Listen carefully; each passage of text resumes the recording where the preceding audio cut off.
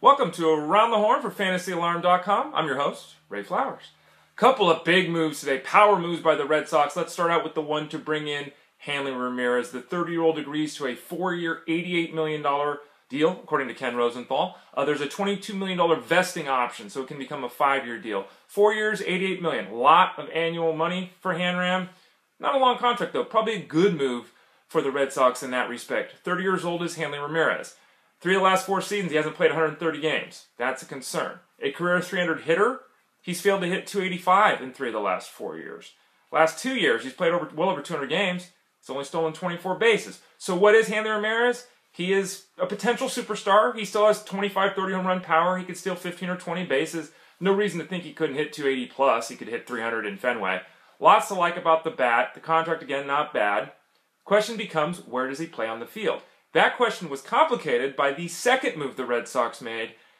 John Heyman's reporting, and other people are finally confirming this, that Pablo Sandoval signed a 5-year, $100 million contract to go to the Red Sox. Yeah. So Pablo basically spurning the Giants for $5 to $10 million, saying, thank you for World Series championships, thank you for supporting me. Adios, I'm going to play with David Ortiz. Said he wants to and looks forward to DHing at times. So apparently he's ready to take that challenge on.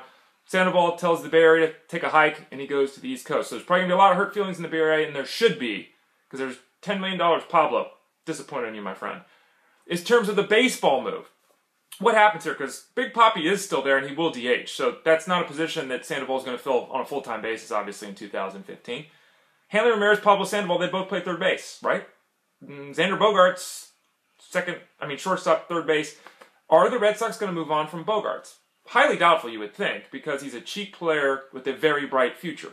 Pablo Sandoval can't play anywhere other than third base, so you stick Pablo at third. What does that mean for Hanley Ramirez? Well, reports have been floated, and you have to look at this scenario and say, you got Dustin Pedroia at second base, you're not moving him. Maybe Hanley Ramirez plays the outfield. Now, is that pop? Do the Red Sox have any outfielders? I got a list here that I actually have to look at, I think, to go through all the names, but you've got Cespedes, Craig, Victorino, Holt, Nava, Betts, Bradley, Castillo. There might even be a name or two that I left out. There's a few outfielders in the mix. My assumption is that the Red Sox will probably try to trade Yoenis Cespedes. He's in the last year of his contract. There's been a lot of back and forth about how much money he wants, about the fact that he's not necessarily the best guy in the clubhouse. If they could keep Ramirez, Pablo, Papi, and Cespedes together, that could be a dynamic lineup.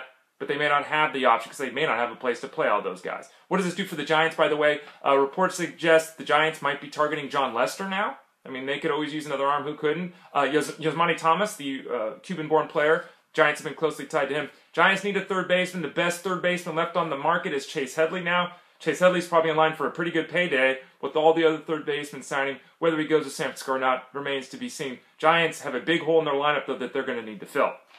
A lineup that doesn't need to fill a hole, at least for the next 7 years, is the Seattle Mariners, who signed, or going to sign, Mr. Seager, Kyle Seager, to a 7-year, $100 million deal.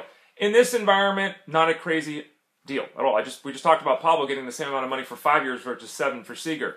What's interesting with Seager, he's the first player in the history of baseball to get a $100 million plus or more contract and not have a single season where he hit 280 or an OPS of 800. Now, that's not to say that Seager isn't a good player. 25 home run power, 90 plus RBI potential. He did both of those things in 2014. He also won the Gold Glove.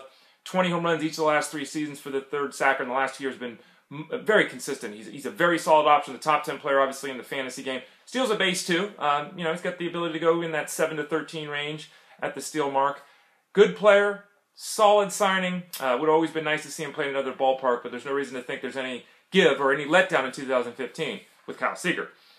Josh Willingham, he retired. That's another guy we want to talk about briefly. 11-year career. Basically, physically, it's very hard for him to keep going at this point. He retires. 20 home runs, 5 different times. In 2011 and 2012, one of the best power-hitting outfielders in baseball. Averaged more than 30 home runs and more than 100 RBIs a season. Sad to see him go, but we wish him well in his next career.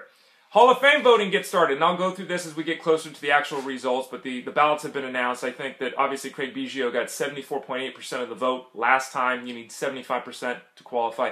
He will make it. 62% for Piazza, greatest hitting catcher of all time. Defense, okay, but that guy could mash. He was at 62%. He probably makes it this year. We've got new additions though, like the big unit. You've got Pedro Martinez there. How do those guys not make it? You've got holdovers like Bagwell, who's a pretty good ball player. You've got holdovers like Barry Bonds and Roger Clemens, who, despite all the PED stuff, are two of the greatest players who ever lived.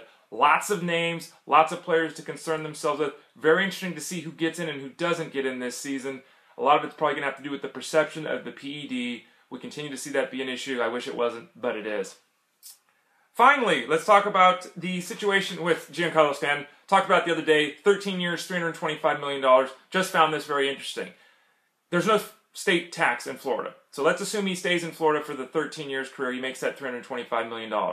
Bloomberg, the people involved with the money and everything, they had one of their actuaries kind of go through this. You know how much money Stanton is likely to pay in taxes over those 13 years if he makes $325 million? $141 million in taxes. That's more money than 24 teams paid their entire payroll in 2014. I love America, don't get me wrong. Greatest country on the planet. But isn't that a little high? A little bit, maybe. I don't know. I'm Ray Flowers. It's been Around the Horn on FantasyAlarm.com. Thanks for listening to me. Go to the site, read some stuff, buy some stuff, hang out, say hi. Talk to y'all again later.